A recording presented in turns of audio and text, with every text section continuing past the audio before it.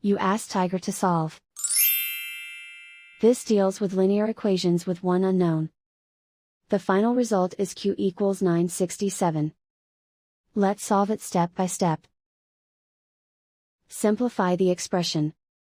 Expand the parentheses. Simplify the arithmetic.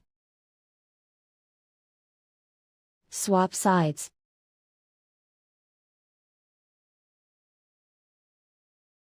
Group all constants on the right side of the equation. Add 5,322 to both sides. Simplify the arithmetic.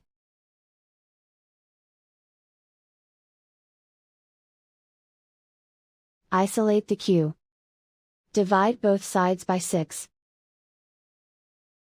Simplify the fraction.